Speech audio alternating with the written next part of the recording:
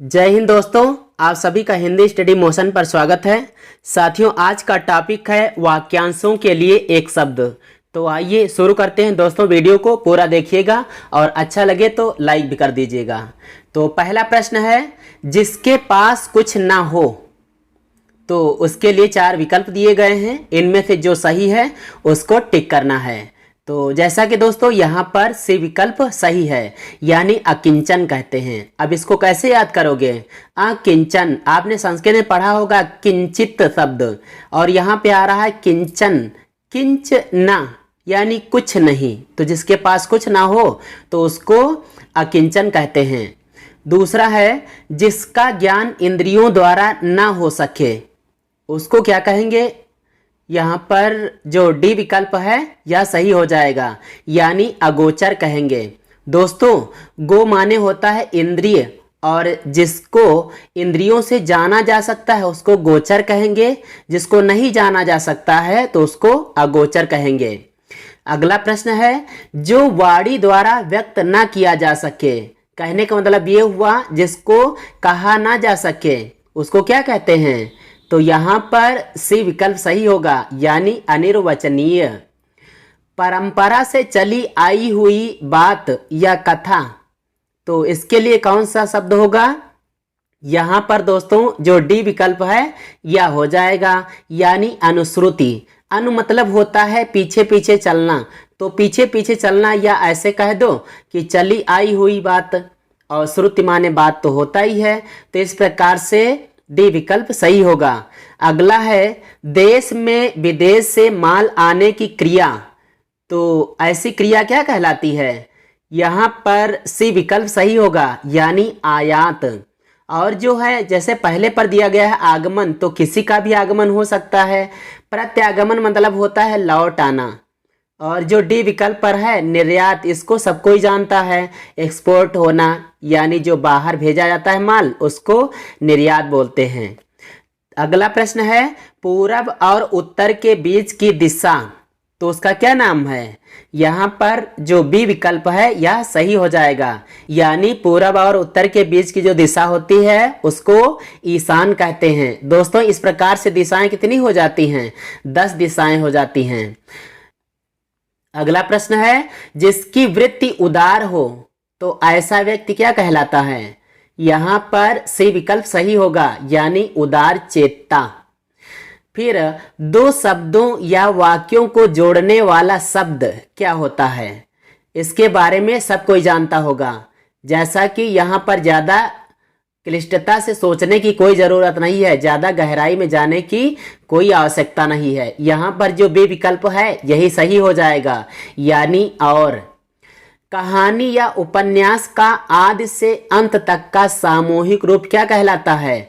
आदि से अंत तक कहें तो इसके लिए दोस्तों आद्योपांत चलता है, लेकिन यहाँ पर कहा गया है कहानी या उपन्यास का, तो यहाँ पर इसकी बात कही गई है, तो इसके अनुसार डी विकल्प सही हो जाएगा, यानी कहानी और उपन्यास का जो शुरू से आखिरी तक का समूह में वर्णन करते हैं उसी को कथानक कहा जाता है। अगला प्रश्न देखते हैं, निराशाजन्य अतृप्त भावना, तो जो निराशा से उत्पन्न हुई, जो न तृप्त हुई भावना होती है उसको दोस्तों कुंठा बोलते हैं, यानी बी विकल्प सही होगा। फिर अगला देखें, जिसका हाथ बहुत तेज चलता हो। अच्छा, आपने देखा होगा बच्चों को, वो ज़्यादा स्मार्ट होते हैं ना, तो उनके हाथ को ज़्यादा चलते हैं, लेकिन यहाँ पर बच्चों से कोई संबंध नहीं है, यहाँ इस वाक्य से संबंध है, इस शब्द से। तो कौन सा शब्द है इसके लिए? यहाँ पर डी विकल्प सही होगा, यानी क्षिप्र हस्त। यह संस्कृत का शब्द है, यानी तत्सम शब्द है। क्षिप्र माने होता है जल्दी, और हस्त माने हाथ। तो इस प्रकार से जिसका हाथ तेजी से चलता है उसको क्षिप्र हस्त बोलते हैं। अगला देखें, किसी तथ्य या बात को गलत ठहराना, वो क्या कहलाता है? यहाँ पर बी विकल्प सही होगा, यानी उसको खंडन कहते हैं। परिमाण और संख्या आदि का नियम पूर्वक विवेचन करने वाली विद्या कौन सी होती है? परिमाण मतलब आप जानते हैं नाप तौल इत्यादि, है ना, और जो संख्या, इन सब चीज का नियम पूर्वक जो विवेचन करने वाली विद्या होती है उसको गणित कहते हैं। फिर देखते हैं अगला प्रश्न, जिसने अर्थ समझ लिया हो। तो जिसने भी अर्थ समझ लिया या ग्रहण कर लिया है तो उसको कहते हैं गृहीतार्थ, यानी बी विकल्प टिक करना है। अगला फिर देखें, जिसके साथ अत्यधिक मित्रता का संबंध हो तो उसको क्या कहेंगे। अब आप सोच रहे होंगे कहीं सखा ना हो जाए। हाँ, होता है, उसके साथ ज्यादा घनिष्ठ मित्रता होती है सखा के साथ में, लेकिन वह शब्द क्या कहलाएगा, जो अत्यधिक मित्रता का संबंध होता है वो घनिष्ठता कहलाएगा, यानी सी विकल्प सही होगा। बहुत समय तक जीवित रहने वाला, अब इसको तो सब कोई जानता होगा, क्योंकि सबके यहाँ पर निमंत्रण कार्ड आते हैं, उसमें लड़के का जो नाम होता है, वर का जो नाम होता है, उसके साथ में चिरंजीव लगा होता है, और यहाँ पर चिरंजीवी जो विकल्प सी है यह सही हो जाएगा। सावधान करने के लिए कही जाने वाली बात, तो ऐसी बात क्या कहलाती है, यहाँ पर डी विकल्प सही है, यानी चेतावनी। जब किसी को सावधान करना होता है तो कहा जाता है कि चेतावनी दी जा रही है, यह चेतावनी देने वाले हैं। संसार को जीवित रखने वाला तत्व, यहाँ तो स्पष्ट है, तत्व ऐसा जो संसार को जीवित रखे तो वो प्राण होता है, लेकिन संसार शब्द आ गया है इसलिए जगत भी जोड़ देंगे, तो इस प्रकार से ए विकल्प सही हो जाएगा, यानी जगत प्राण।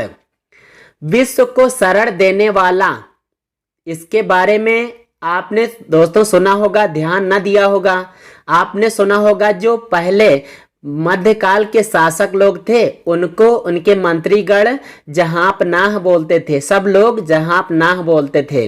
तो जो संसार को शरण देने वाला होता है उसको जहांपनाह बोलते हैं, यानी बी विकल्प सही है।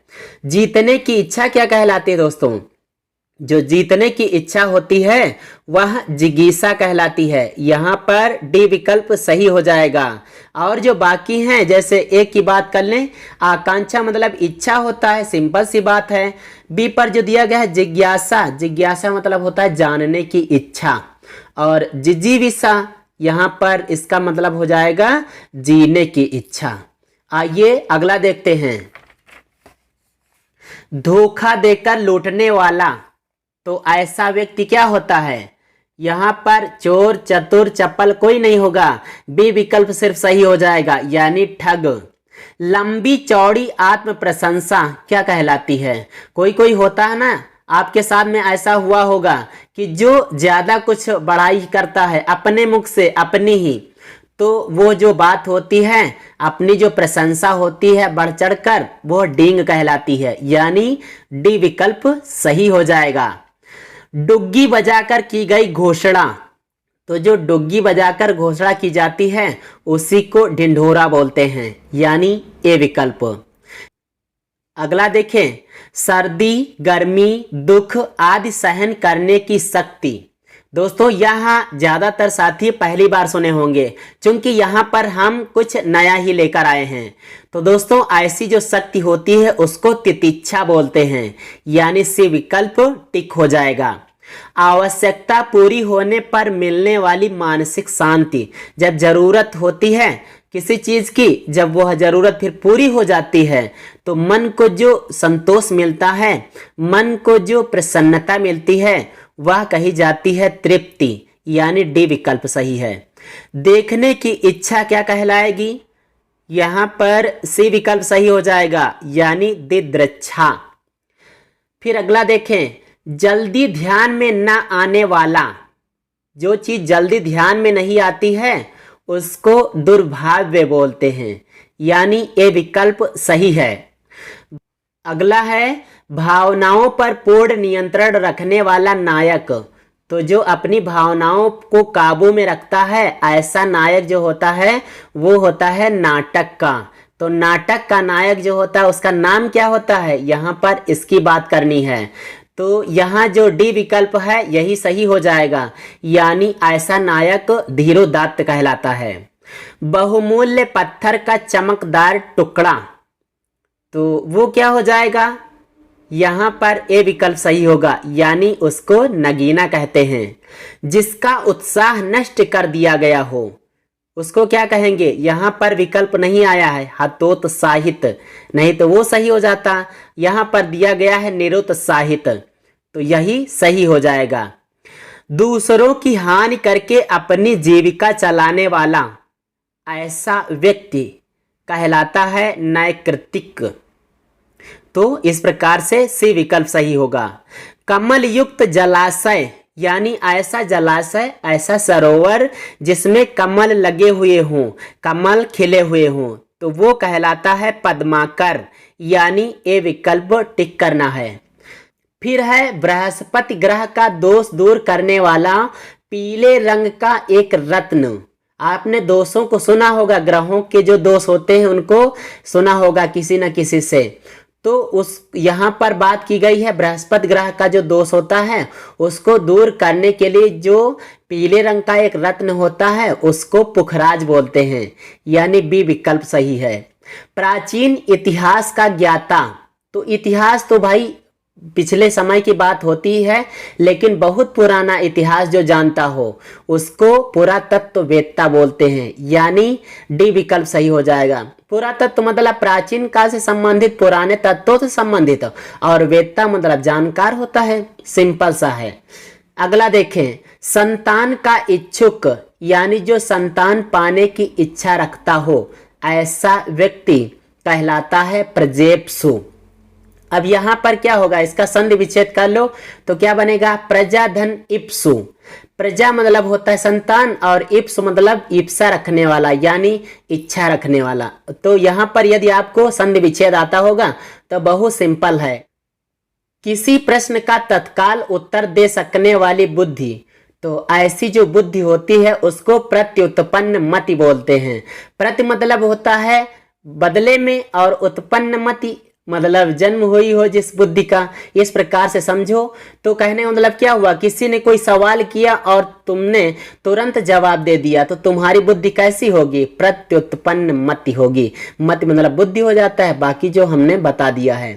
पृथ्वी का वह भाग जिसके तीन ओर जल हो ऐसा स्थान क्या कहलाता है। जैसा कि अपना जो भारतवर्ष है यह है इसके अंतर्गत, तो यहाँ पर बी विकल्प सही हो जाएगा, यानी प्रायद्वीप। आपको पता है अपना जो भारतवर्ष है यह पूरा पश्चिम और दक्षिण से जल से घिरा हुआ है, तो तीन दिशाओं से जल से घिरा है, इसलिए अपना भारत देश प्रायद्वीप भारत कहलाता है। अगला देखें, सर्पों का स्वामी, तो जो सर्पों का मालिक या स्वामी होता है उसको फणींद्र बोलते हैं, यानी डी विकल्प सही है। बहुत सी भाषाओं को जानने वाला, तो जो ज्यादा सी भाषाओं को जानता है, बहुत सारी भाषाओं का जानकार है, उसको बहुभाषाविद बोलते हैं। यहाँ बहु मतलब बहुत हो जाएगा, भाषा मतलब भाषाओं को, विद माने जानकार होता है। जिसके मुकाबले का कोई ना हो, तो जिसके मुकाबले का कोई नहीं होता है उसको बेजोड़ कहते हैं, यानी डी विकल्प सही हो जाएगा। जो भय से घबराया हुआ हो ऐसा क्या कहलाएगा, यहाँ पर बी विकल्प सही हो जाएगा, यानी भयाकुल। कैसे, पहले भय लगा हुआ है उसके बाद में आकुल, आकुल माने व्याकुल या घबराया हुआ होता ही है, तो यहाँ पर तो सीधा सा पूरा लिखा ही है। मन और उसकी अवस्थाओं तथा क्रियाओं का अध्ययन करने वाला शास्त्र क्या कहलाएगा। यहाँ पर जो पहला विकल्प है यही सही है, यानी मनोविज्ञान। दोस्तों हर एक व्यक्ति को मनोविज्ञान का ज्ञाता होना चाहिए, क्योंकि मानव होने के नाते यदि मनोविज्ञान का ज्ञान नहीं है तो वह व्यक्ति आधा अधूरा ज्ञान रखता है, हम ऐसा मानते हैं। क्योंकि मनोविज्ञान का ज्ञान रखने वाला जो व्यक्ति होता है ना, वह सबके साथ में तालमेल बिठाने वाला और सबकी भावनाओं को समझने वाला होता है। अगर आप मेरी इस बात से सहमत हैं तो लाइक कर दें। आपके इस लाइक से हम दो बातें समझेंगे, एक तो आपको वीडियो भी पसंद आया, दूसरी बात आपको यह बात भी पसंद आई। अगला देखते हैं, मर जाने की इच्छा, तो ऐसी इच्छा जो मर जाने की होती है। दोस्तों यह सबके साथ होना नहीं चाहिए, क्योंकि यह कोई अच्छी बात नहीं है, जो जाता है लौट के नहीं आता है। लेकिन यहाँ पर तो हम लोग पढ़ ही रहे हैं। आइए यहाँ पर वाक्यांश के लिए एक शब्द तो याद कर लें, बाकी सब छोड़ो। यहाँ सही हो जाएगा सी विकल्प, यानी मुमूर्षा। युद्ध करने की प्रबल इच्छा रखने वाला, तो जो युद्ध करने के लिए तैयार ही हो, ऐसी इच्छा रखने वाला जो व्यक्ति होता है वह युयुत्सु कहलाता है। फिर वह धन जो आधिकारिक रूप से राज्य को मिलता हो, तो ऐसा धन क्या कहलाएगा? यहाँ पर सी विकल्प सही होगा, यानी राजस्व। रोष से भरा हुआ, जो रोष से भरा हुआ होता है, क्रोध से भरा हुआ होता है, गुस्सा होता है, उस व्यक्ति को रुष्ट बोलते हैं, यानी सी विकल्प सही है यहाँ पे। जिसका वर्णन करना असंभव हो तो उस बात को कहते हैं वर्णनातीत। आज का अंतिम वाक्यांश हो जाएगा भलाई की इच्छा रखने वाला। तो जो भलाई की इच्छा रखता है अच्छा व्यक्ति तो होता ही है, यहाँ पर ए विकल्प सही हो जाएगा, यानी हितैषी। तो दोस्तों यह वीडियो आपको यदि पसंद आया हो तो अभी तक यदि आपने लाइक ना किया हो तो लाइक भी कर दें। साथ साथ में यदि आप इस चैनल पर नए हैं तो चैनल को भी सब्सक्राइब कर लें। और हाँ, वीडियो का तुरंत नोटिफिकेशन पाने के लिए बेल आइकन को जरूर दबाइएगा। तो दोस्तों आज के अंक में सिर्फ इतना ही। आइए चलते हैं अगले वीडियो में, अगले टॉपिक को लेकर फिर से उपस्थित होंगे। तो जय हिंद, वंदे मातरम।